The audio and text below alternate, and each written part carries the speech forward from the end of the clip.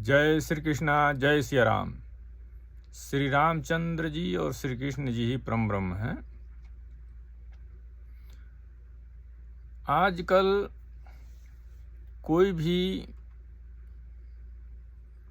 परिश्रम नहीं करना चाहता है, मेहनत नहीं करना चाहता है, किसी के पास कोई लक्ष्य नहीं है।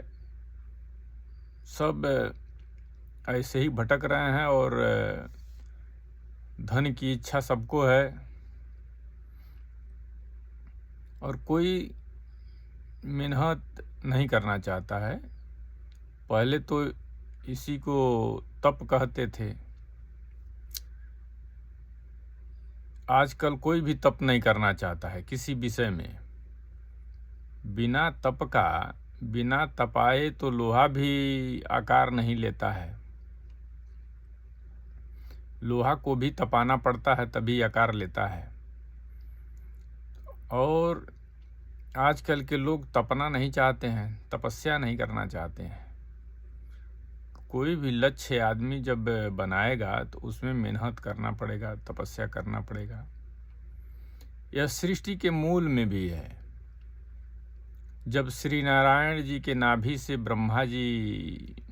जब कमल उत्पन्न हुआ, उस पे ब्रह्मा जी ऊपर बैठे हुए निकले, तो ब्रह्मा जी सोचे कि हम कहाँ हैं। उनको कुछ पता नहीं चल रहा था, आसपास कुछ दिख नहीं रहा था। तो वो पता लगाना चाहते थे कि मैं आया कहाँ से हूँ, ये कमल का जो नाल है कहाँ से आया है। तो वो उस कमल के नाल में घुसे और नीचे तक जाकर ढूंढने लगे कि आखिर ये कहाँ से आया है। तो बहुत काल तक वो उसी में घूमते ही रहे और उनको पता नहीं चला कि यह कहाँ से आया है कमल। फिर वो आकर के ऊपर कमल के फूल पर बैठ गए और वहाँ पे ध्यान लगाकर तपस्या करने लगे। कुछ काल तक जब तपस्या किए, दिव्य 100 वर्ष तक तपस्या किए, तब उनको भगवान कमलनाथ नारायण का दर्शन हुआ। जब उनको दर्शन हुआ तो शेष शैया पर सोए हुए थे। हजारों फन थे शेषनाग जी के, मड़ियों से सुसज्जित थे। तो जब वो देखे कि भगवान नारायण सोए हुए हैं, उनको उतना ज्ञान हो गया, भगवान को नारायण को देख पा रहे थे, और उनसे कहे कि हम कुछ जान नहीं पा रहे हैं।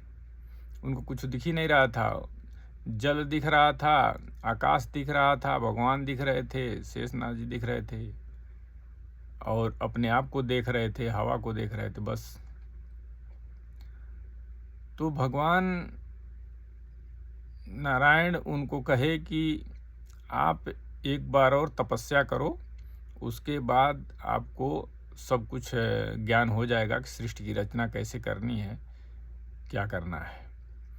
तो फिर ब्रह्मा जी कुछ काल तक तपस्या किए, तब जाकर के भगवान नारायण का वो दर्शन किए, और उसके बाद उनको ज्ञान हुआ कि सृष्टि की रचना कैसे करनी है। तो हमारे कहने का तात्पर्य है कि जब सृष्टि की रचना ही तपस्या से हुई है, और बगैर तप का कोई कार्य कैसे हो सकता है। अगर प्रारब्ध को छोड़ दिया जाए, यानी भाग्य को छोड़ दिया जाए, जैसे कोई जन्म ले लेता है किसी धनी के यहाँ, जिसके ज़मीनें खेतें बहुत ज़्यादा हों, व्यवसाय हो, धन हो अच्छी खासी, उसके घर में अगर कोई जन्म लेता है तो वो तो प्रारब्ध है, भगवान ने निश्चित किया है कि इसको ये मिलेगा। लेकिन उसके बाद अगर जो कार्य करना है जीवन में, तो उसको तो तपस्या करना ही पड़ेगा।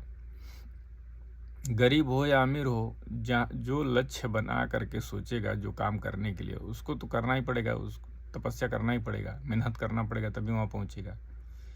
लेकिन आजकल के लोग तपस्या करना ही नहीं चाहते हैं, मेहनत नहीं करना चाहते हैं, और ऐसे ही उनको धन की प्राप्ति हो जाए, किसी का धन ले लें, बस हर कोई इसी में लगा हुआ है।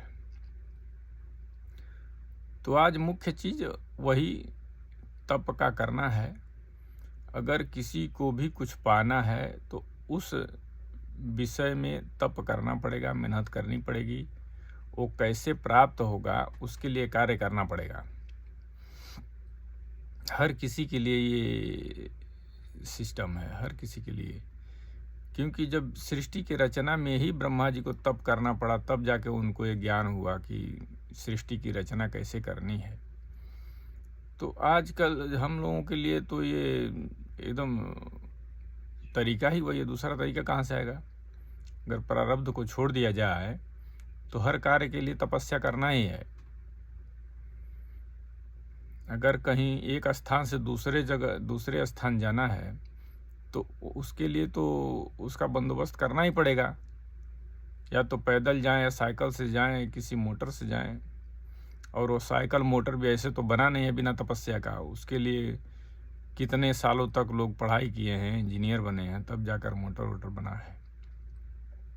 यानी बिना तपस्या का कुछ भी संभव नहीं है। इसलिए सबको तप की आवश्यकता है और सबको भगवान के शरण की आवश्यकता है। भगवान के शरण में रह के तप किया जाए तो आदमी जल्दी कामयाब हो जाता है और ज़रूर कामयाब हो जाता है। भगवान से जो कुछ भी मांगा जाए वो मिल जाता है, क्योंकि सारे सृष्टि के रचनाकार भगवान ही हैं। भगवान के नाभि से ही ब्रह्मा जी की उत्पत्ति हुई, फिर ब्रह्मा जी ने सृष्टि का रचना किया। तो यानी मूल में ही भगवान है। तो जो भी कुछ मांगना है वो भगवान से ही मांगा जाए और तप किया जाए। जय श्री कृष्णा, जय सिया राम।